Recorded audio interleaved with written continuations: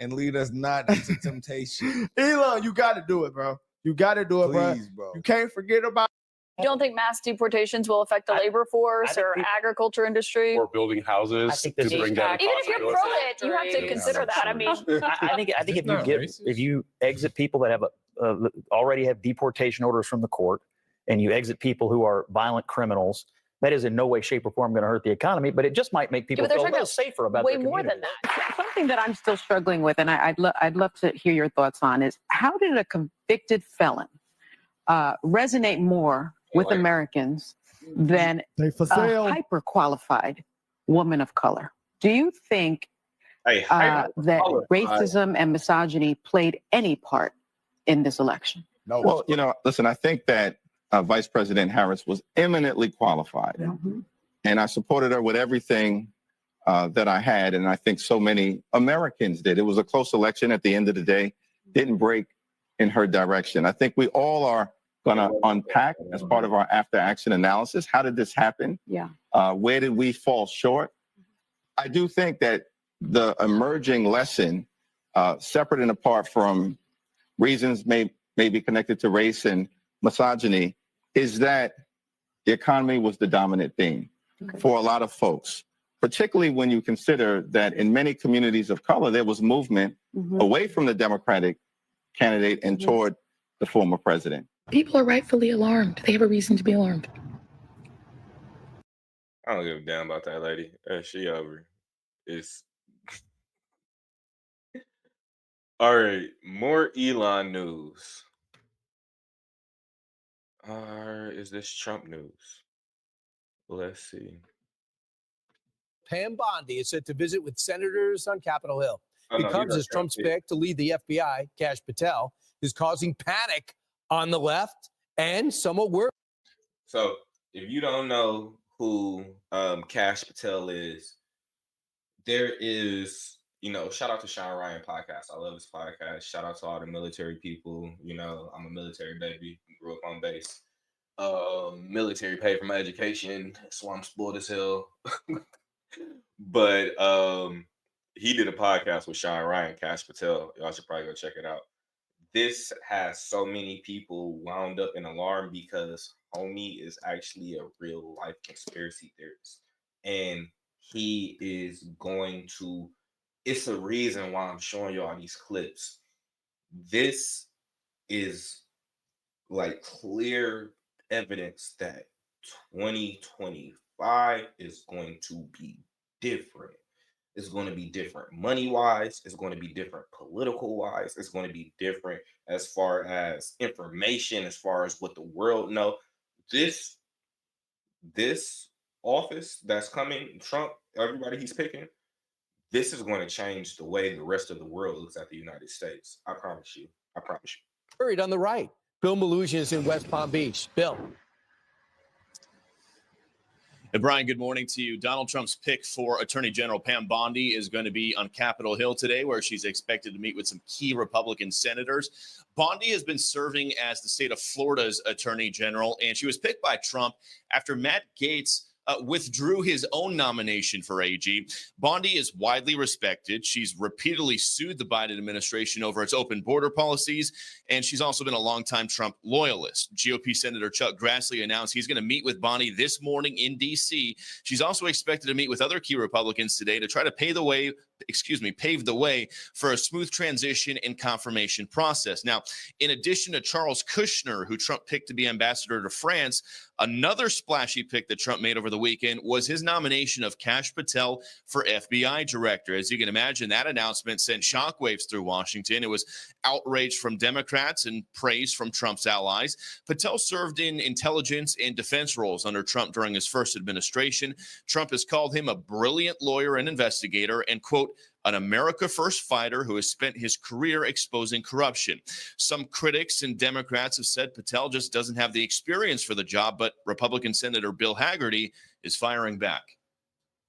There are people that are serving in the current administration that are woefully inexperienced. I think Kash does have relevant experience, particularly when it comes to the mandate the American public has signed of turning these agencies around that have become completely corrupted.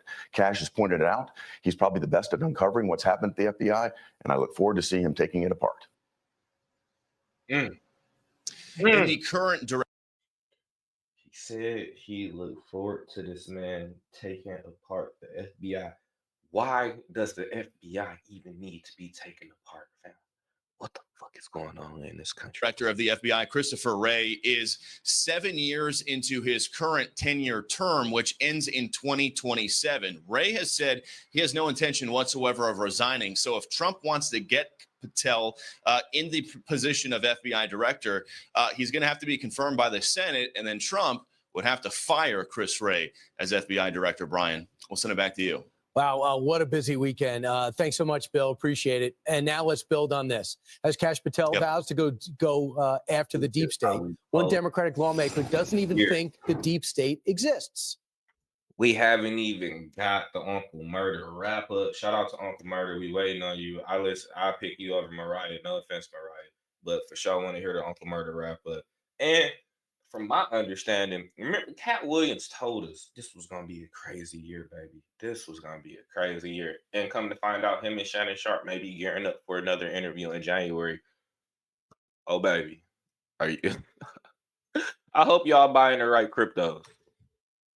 I haven't seen what the proof is that the FBI has been weaponized against a political party or the Department of Justice. And I think that's what they mean when they talk about politicization in the deep state. I mean, the deep state, nobody's ever defined it. Apparently, it just means anybody who doesn't do the will of Donald Trump. That's okay.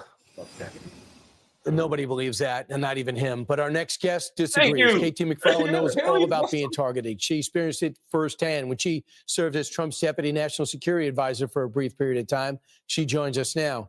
So your thought, KT, of what Jamie Raskin just claimed? There is going to be so much evidence, and Kash Patel will know how to find it all.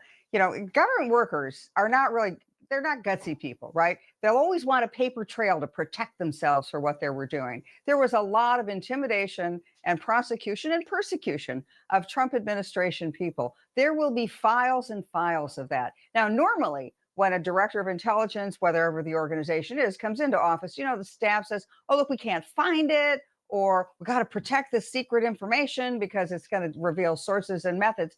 Kash Patel, because of the experience he's had, he knows that that's just wrong. I mean, he knows that that's just an excuse for a cover up. So he's going to uncover, and there will be a lot of evidence. And I know from firsthand experience that there'll be evidence of how they came after me and Donald Trump and others in the Trump administration. You know, he's pursued terrorists. He's been a prosecutor. He's been a defender.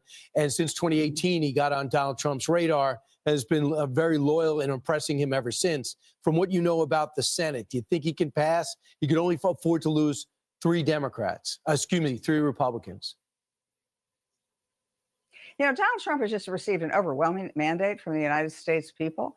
And if Kash Patel is not confirmed, that tells you something. It tells you that the deep state is so deep and it has so many tentacles out and controls so many political leaders that it's going to put a nomination like this, which should be on its merits, completely acceptable. This is a man with enormous experience, but because he's going to come after some bad guys who did bad things, maybe some of the senators will already be bought off. He should be confirmed, and if he is not confirmed, it's a travesty. All right, real quick on these rebels that could take over Syria. Do we want them both to lose? These rebels look like Al-Qaeda. They look like Salafist Sunnis who are the extremists threatened to take over Assad, Syria, which is evil in its definition. You know, my old boss, Henry Kissinger, used to say about the Iran-Iraq war, this is the war you want neither side to win. You know, you have Assad on one side backed up by the Russians and backed up by Iran. And then on the other side, you have myriad groups of rebels.